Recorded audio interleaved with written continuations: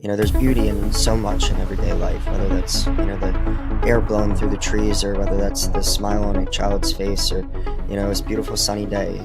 There's just beauty all around us, whether that's natural beauty or just the beauty of humanity. And so I think beautiful is my favorite word.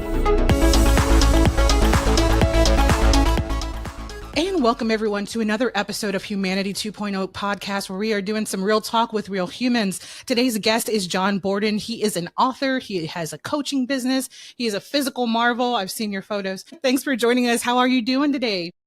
We're awesome, Vanessa. It's a gorgeous day here in St. Pete. Just, so grateful for every day to be able to go outside and live life to the fullest, and, just to embrace everything that this beautiful city, this beautiful world has to offer. Yes, I've heard so many wonderful things about Florida. I can't even imagine what it's like to live in that beauty every single day and just go out, to the water, go out and have such a great time with your family. It really must be. Well, I guess I can see why people retire there, right? Yeah, and I'm just grateful that I came here before retirement. It'd been something where I told myself growing up in New Jersey that I wanted to make a change and move down here for the longest time. Just the natural beauty, the environment from the people's standpoint, it has exceeded all the expectations that I had when I moved here 3.5 years ago. And, just the ability to wake up every single day and throw on shorts and a t-shirt and go outside and be able to run, bike, play volleyball, pickleball, whatever it is that I want to do, and know that with 99% certainty that I'm going to be able to do it based on the weather is a beautiful thing, especially when those winter months come along. Yeah, man, I'm so jealous. Don't be surprised if you see like a huge uptick on new folks moving to St. Pete. Oh, yeah. It's going to be all your fault. So I want to open things up with some really fun questions just to loosen things up. Most times interviews can be really rigid. So to get to know you better, I'd like to ask, what are you notoriously bad at? Oh man, that's actually kind of tough because I kind of pride myself on being a jack of all trades in a number of different senses. Slowing down, I would say I'm notoriously bad at. I have a very high motor. I have a very high bar for success for myself. I'm constantly striving to do things and achieve and push myself forward in different ways. And, it doesn't really come at the behest of my sleep or how I take care of myself or anything like that. But there definitely is a lot of value in just being able to slow down and smell the roses sometimes. And I forget that sometimes. And on the opposite end of that spectrum, what are you good at? What's something that you're good at that nobody knows you're good at? Well, so being who I am, right, being in athletics and everything like that, I think it surprises a lot of people the skill and depth with which my writing comes across. I've had a number of people reach out to me and go, dude, this book is incredible. And it's like they don't expect it from somebody who's, lifting weights and running across the world and stuff like that. Yeah, that's definitely something to be proud of. And when you write, does it just like flow out of you like so simply? Or is it like kind of you have to take time and really like put together a plan on what it is you're writing about? Yeah, well, so I was never the type of person that really followed outlines or things like that in high school. Teachers would ask us to put together a multiple page outline of what the paper would look like. And I'd just always be like, I'm going to skip that part. I'm just going to start writing.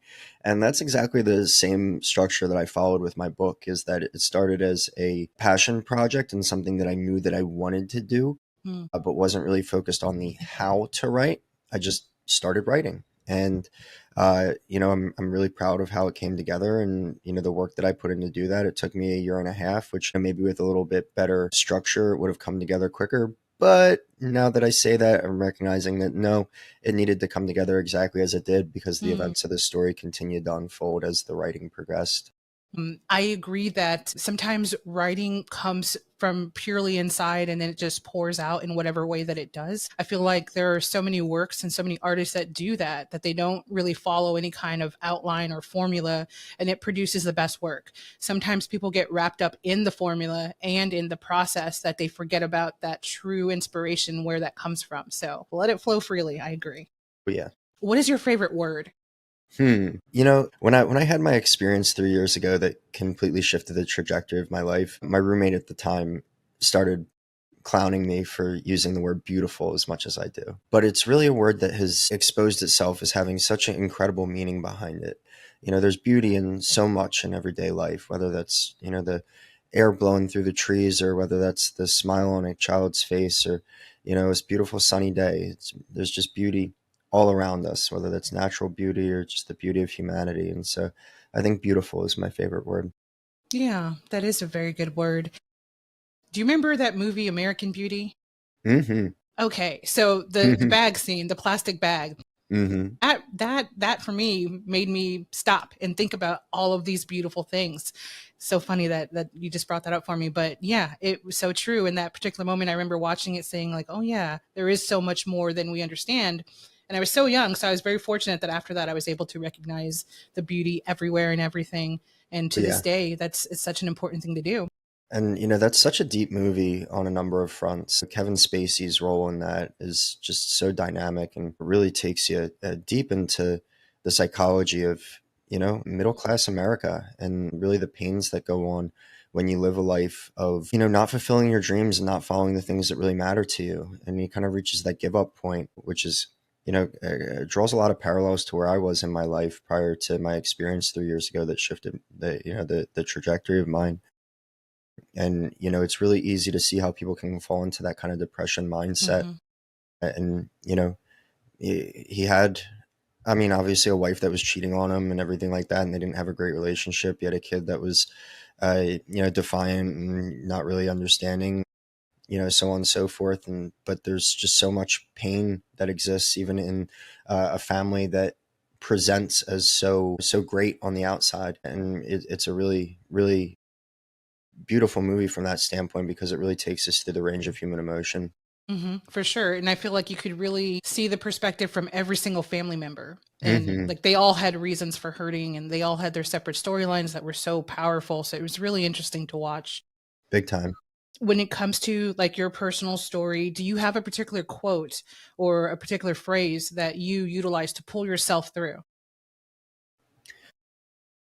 Well, so the first Spartan race I ever did, I reached a point about 2/3 of the way through the race where everything's cramping and I'm in an extreme amount of pain. And I just kept repeating to myself, I'm a fucking machine. I'm a fucking machine. I'm a fucking machine. And that really got me through the last hour or so of that race, is just repeating that to myself over and over and over again. And then about a year after that, I did my first ultra marathon. And during that race, I'd shown up having never attempted anything longer than a half marathon and going into a 46-mile race. And I asked myself, how the hell am I going to do this? And the answer came, well, how do you eat an elephant? One bite at a time.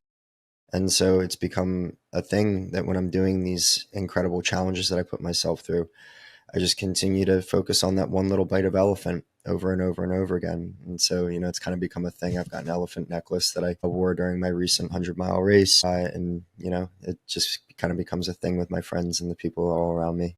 I love that. I love that phrase too, being a machine and just imagining what that takes. That's a really powerful phrase as well. In Mhm. addition to the elephant, love the elephant. When you think of the word humanity, what's the first image or story or feeling that comes to mind for you? I really just think of families and the what it means to be human. Over the past number of years, I've been just thinking a lot about what we are as human beings. At our heart, we're animals, just animals that have learned to communicate very effectively and be able to organize ourselves. And if we strip ourselves down to the very bare bones, we are no different than dogs or bears or whatever living on this planet. Just we've figured out a way to organize ourselves and to create and continue to build things. And so, what it all comes down to is that we are animals, right? And how we take care of ourselves, how we protect each other, how we care for each other. It's all very innate to us from a survival instinct and from a protecting the tribe type of instinct. And so, just kind of looking at things through a lens of like, okay, if we were all on this planet separate and we didn't have, the things that divide us, what is going to be the most important thing? And that's just protecting each other, caring for one another, and doing things that we know are going to help other people be in a better position for themselves. And then, having that reciprocity coming back to us through that goodwill. Hmm. Do you have kids? Not yet. We're When you trying. do, good luck. What when you do have kids, what kind of qualities and good habits do you want them to have in this world? Mhm. Well, I mean, first and foremost, health is the primary focus of mine and my wife's life. We want to make sure that our kids are health forward, that they're positive people, that they're helping other people be healthy and live good lives and be inspired and kind of lead through example of the effort that they give for themselves and for others, while also being kind people, volunteering, helping, other kids out with their homework or whatever it is, putting your best foot forward to make sure that you're not just taken care of, but that other people around you are also feeling the benefits of the effort that you can give. If you're the smartest kid in the class, it doesn't do you any good unless you're helping other kids be as smart or as successful as they can be as well.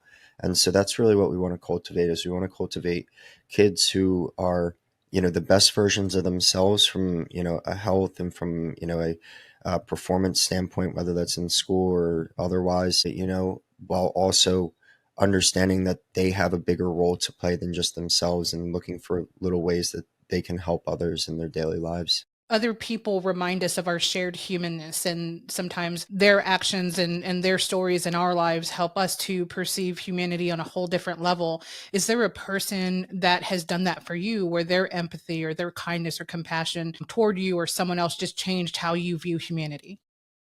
Hmm. Well, in kind of a backwards way, yes. So there was this guy that I met about 4 years ago now. Uh, and I was at a bar in West Hartford, Connecticut. And at that time, I was just deep in depression and, alcohol and cocaine abuse and just questioning how my life had gotten to the point that it had. And, there were so many things that had brought me to there, whether it was, getting fired from a job that I didn't believe that I deserved to get fired for, or a girlfriend leaving me, or, COVID happening and then that necessitating my move from New Jersey to Connecticut.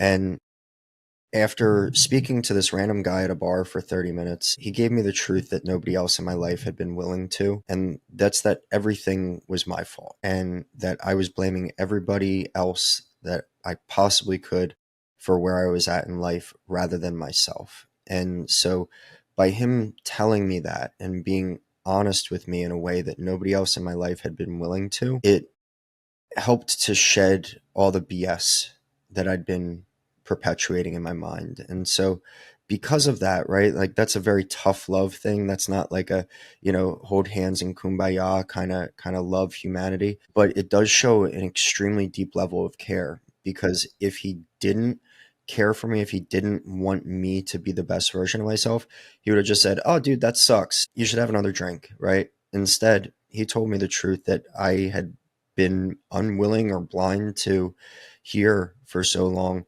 And that's that I controlled my destiny. And once I started to internalize that and really understand that, my life started to change. What was your immediate reaction when he said that to you? I wanted to tell him to go fuck himself. But then I thought about it and I saw the guy that was in front of me, and he was, he mirrored me in a lot of different ways. We were both baseball players at a young age and a highly competitive standpoint. We were both presidents of our fraternities. We were both, highly successful in a job out of college. The only difference was that I got fired 4 years into mine for a mistake that I didn't think was mine until that point. And he was a VP with the company that he was working with. And so, I saw how his radical acceptance of responsibility and the type of person that he was had led him to be in so much of a better position than me. And so I actually listened rather than just closing him out. And then wrestling with that truth, did it take you long before you started building up to who you are, or was it a long period? When you watch movies or you read a book about self-help or someone going through this journey, it tends to fast forward into the good part. But for you, did it take a long time before you started building yourself? Yeah, well, so the first thing was that right after we had that conversation, he's like, "You want to go talk to girls?" I'm like, "Sure." So we did, and girls were just like falling all over him. And I could not get a word in. I'm like, "What the hell am I watching?" Like, this was the most ridiculous thing I've ever seen. So I go home and I'm like, okay, this guy is just like far and away what I had aspired to be, a number of years ago. How do I get myself to that point? And so it started to sow small seeds of like, how do I get myself better? And so I started to, I read a couple books like How to Win Friends and Influence People and The Game by Neil Strauss. And it started to kind of sow some small seeds for how I would progress. Hmm. But I didn't really get to the point of truly understanding his message and what he was trying to tell me until 6 months later, after I had moved from Connecticut to Florida, which was one thing that talking to him and him saying, dude, if you don't like this place, then fucking leave. Nobody's forcing you to be here. I'm like, oh yeah, that's right. I can move. You think, oh, I signed a lease. Who cares? Move, right? Like, take control of your life. And it wasn't until 6 months later when I had my experience with psilocybin mushrooms that just completely sucked me out of the mental traps that I was in, that I really started to understand the core of the message and really started to transform. There were small seeds sown there, but Hmm. it didn't truly take hold until 6 months later when I had that experience. So it sounds like, you know, these small seeds were put into your earth, but then you took time to water them by reading and learning and teaching yourself. So that's amazing. When it Mhm. comes to love and loss, do you have a memory of a loss or a love where it transformed how you viewed the world around you or yourself? Yeah, well, so there was a girl that I dated from the time I was a senior in college for then 4.5 years after that. And, I was just so lost in terms of what I wanted in life at that point. My values were fucked up. I, did not treat her the way that, you know, I that she should have expected to be treated. And it hurt me for a long time because I didn't truly sit with myself and understand why I was doing the things that I was doing. And then when I had my experience with psilocybin, it allowed me to very clearly see the way that I was acting through that. And from that point, could rectify it in my mind and say, okay, well, now I understand the patterns. I understand the the trauma that I'd been trying to cover for with this relationship and the things that I'd been really seeking for validation wise to make myself not hurt as much as I did inside. Forgave myself for the way that I was during that relationship, and it helped me to see much more clearly the type of person that I wanted to be, the type of partner that I wanted to be, and how I wanted to show up for people in my life. And do you still talk to some of these people that you had, I guess, treated differently back in the day? Do you still talk to any of them? No, I had reached out to try to apologize, but wasn't given the opportunity to. Well, making that effort, that can be healing in itself. So that's great that you at least made the effort. Yeah, no one can say I didn't try. Exactly, exactly. It's said that hardship produces empathy and it teaches us empathy. And in times of brokenness, sometimes we can see the world totally differently because we were once broken and then we, develop this empathy. Do you have an incident in your life where you were completely broken? I'm sure we all do, but can you Oh think yeah. of one in particular that transformed and gave you great empathy? Well, right after I had my experience, there were so many things that I wanted to do, and there have always been things that I've told myself, it'd be really nice to do this. It would be really nice to do that. And one of them was that I had wanted to make dinner for my friends. And so one night I made like 50 meatballs, a whole bunch of spaghetti. I made my mom's homemade recipe, and I texted all the friends that lived in my apartment building, maybe like 15 of them, like, hey guys, I made spaghetti and meatballs. Whoever wants to come grab a plate, like, happy to share with you. I think only like one or two people came by, which meant that I had a whole bunch of extra food. And I'm like, okay, well, what do I do with this? Let's go give it to some homeless people. And so I stuffed my backpack with a bunch of, plastic bags filled with spaghetti and meatballs and walked around and just, handed it out to homeless people in Tampa and sat with them for a little bit and had a conversation. And the way that I could tell that small act touched them, just that it was just me going to do that. It wasn't part of, a charity or someone else organizing it. It was just me going out and doing it.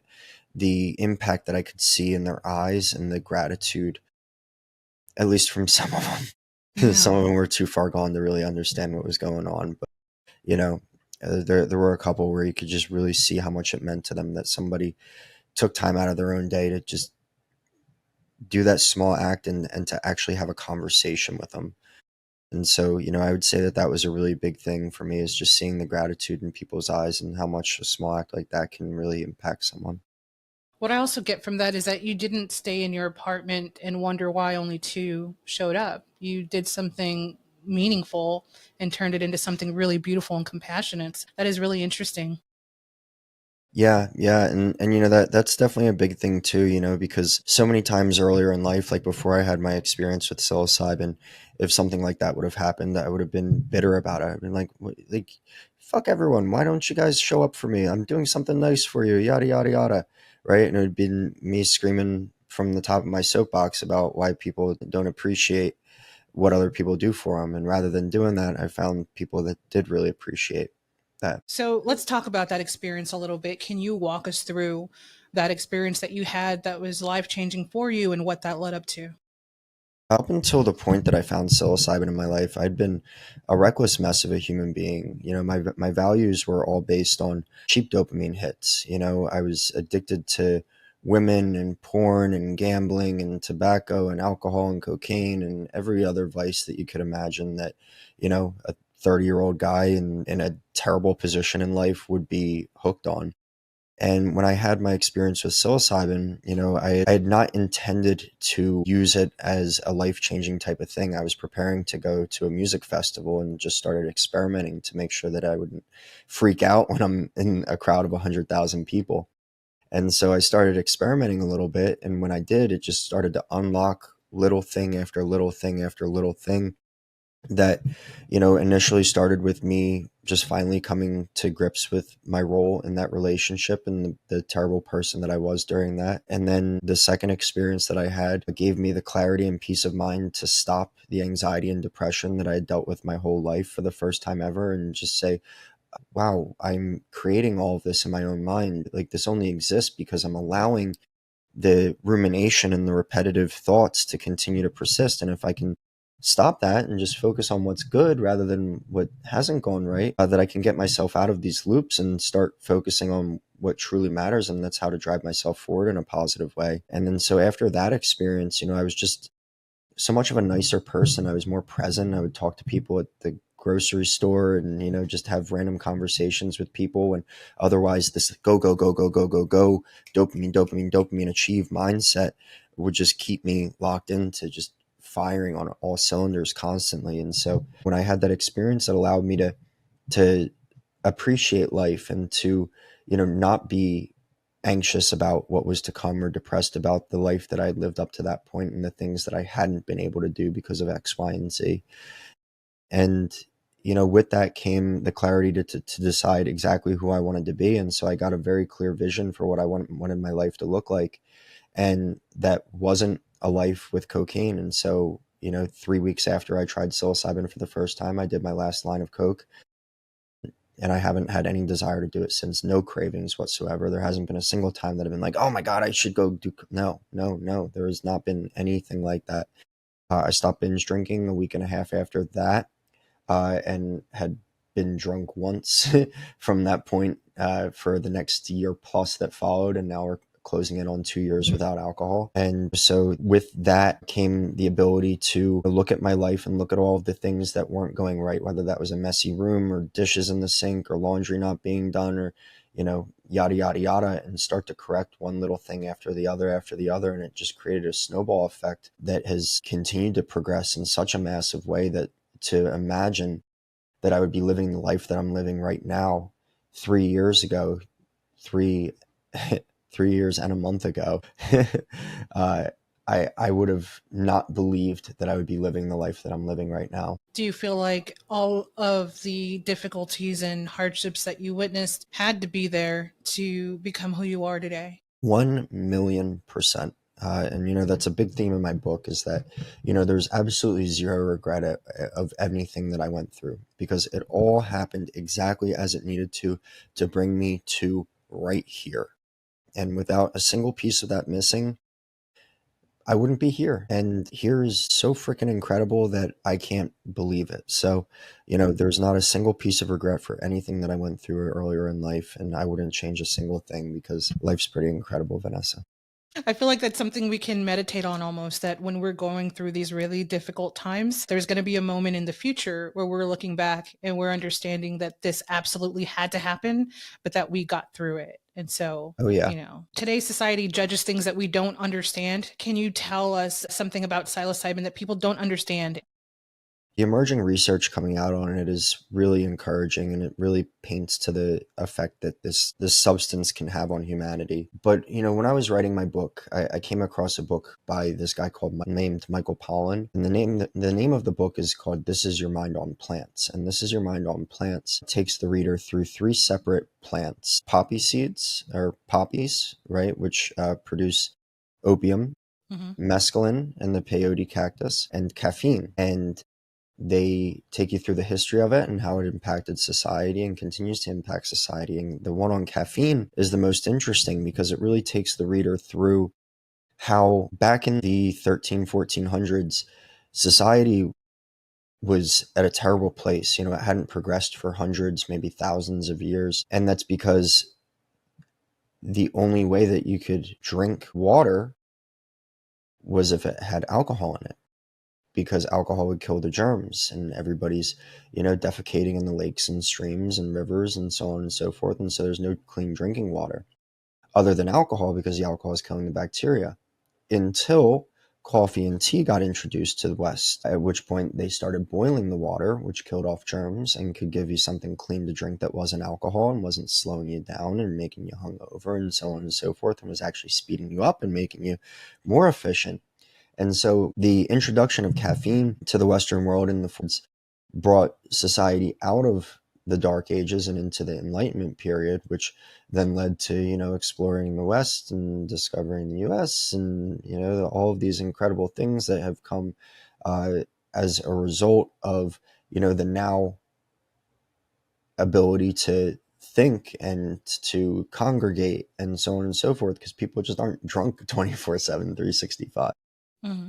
And that's a really long explanation for just saying that psilocybin is going to have a similar impact on society, because psilocybin, beyond what it does to help us connect to people and make us happier and more engaged and more empathetic and so on and so forth, it gives us the ability to self-analyze and self-correct in such a beautiful way that I believe it's going to help us really create the best versions of ourselves as human beings in a way that can't really be quantified yet, but it will be in the next 10, 20, 50 years in such a major way that it's going to be looked at as a monumental turning point in human history. That's the great thing about brand new plants, brand new subjects, that we don't know yet the potential that it's unlocked, but it'll be evident in the future. And that's just great to consider Mhm. that there's something else out there that helps people. When it comes to your work, what is your why behind what you do? I want to impact the world in a majorly positive way. I want to be seen as somebody that changes the world's understanding of the potential of psychedelics. Because right now, even still, they're largely seen as a party thing, something that, degenerates do or whatever, right?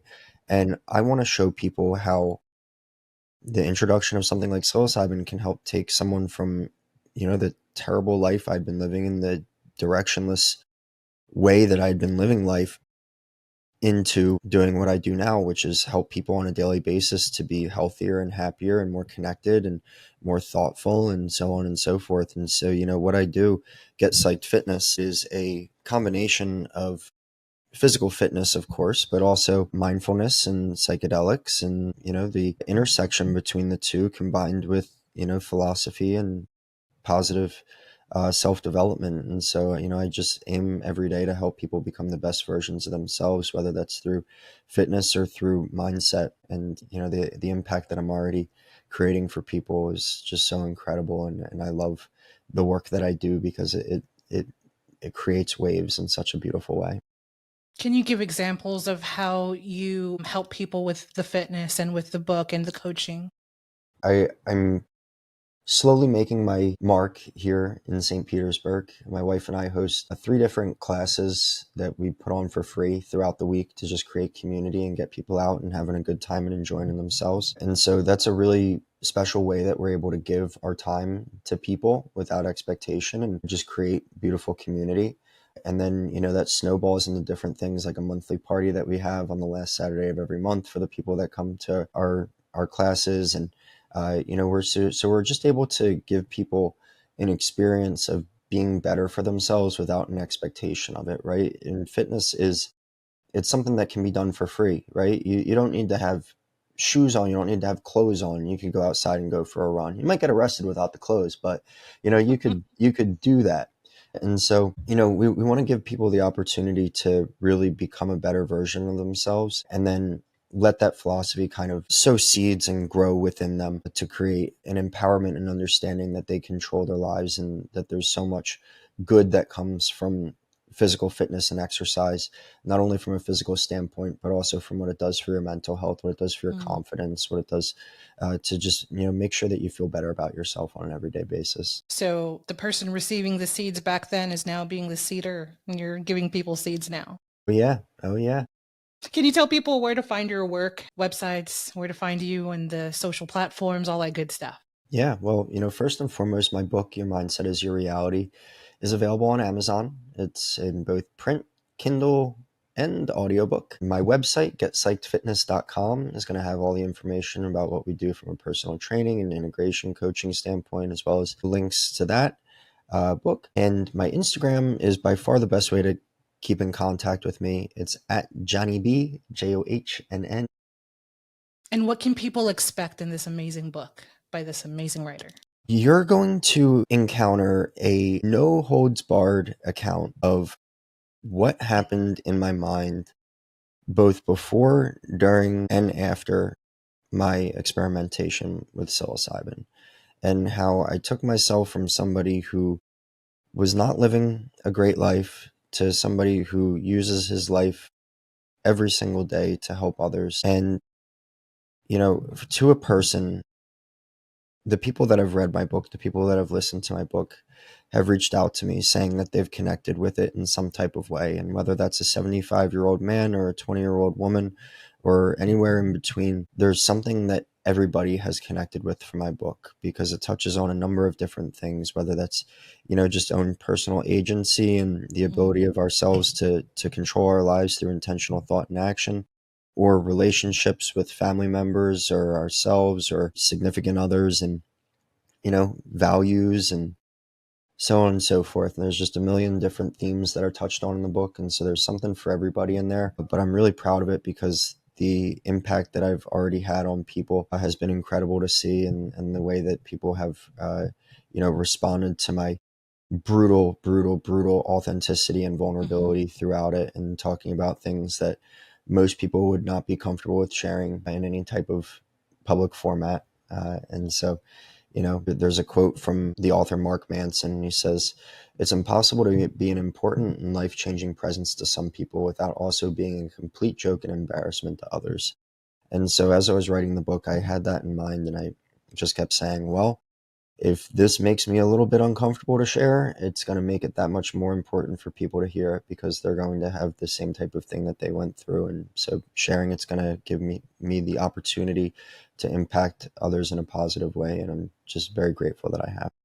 It's an amazing gift to comprehend that your story and you sharing your story has touched someone else. Doesn't matter if it's a million people or just one person, but having helped someone through your work must feel amazing for you.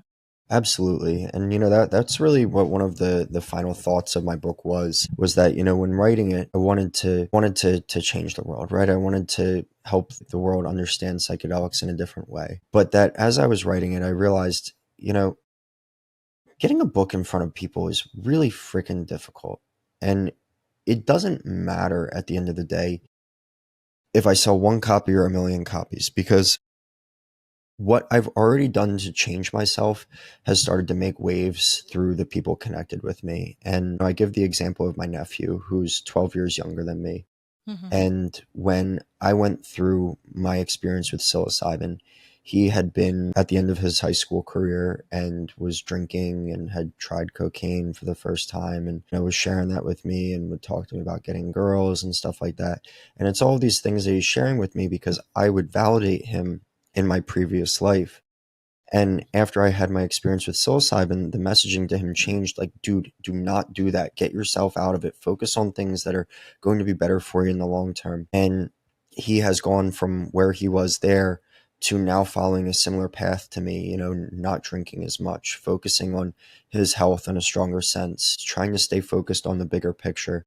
And I can see the type of impact that me changing has had, which is beautiful because, my father was an alcoholic and my brother was an alcoholic and drug addict. And, so for me to help to stop the cycle of addiction and self destructive habits, it just means so much. And it doesn't matter if another person is impacted or not, because I already did my job in changing myself and therefore changing my nephew, who's the most important person to me, other than maybe my wife. But yeah. Well, that's amazing. You've done a wonderful job at helping people, but also helping yourself and sharing your story. I would say you are 10 out of 10 an awesome human. So thank you for all that you do and all that you will do in the future. I'd Thank like you, to close Vanessa. with one of my most favorite questions of all time. If you could share a message with humanity, any message at all, what would that message be? The message is this: we all have the ability to make ourselves exactly who we want to be. Just because you don't like where you are in life right now doesn't mean that you can't be somewhere completely, totally different in a day, a year, 3 years, 5 years, 10 years. And it all comes down to creating a very clear vision for yourself and making one good decision after the other. Every decision that you make is a vote for either who you are or who you want to be. And the more that you can vote with your good decisions for that person that you want to be, the closer that you're going to get to living a life that truly, truly, truly inspires you. That's an excellent message. Thank you so much for sharing that. We look forward to reading your book and seeing all the awesome things that you do. John Borden, thanks for being on Humanity 2.0, and we wish you the best week of your life. And that's a high bar, but hey, who knows? Who knows? And for the rest of you guys watching, thank you for watching another episode of Humanity 2.0. We'll see you next week with another episode and more discussions on humanity. Be good to other humans.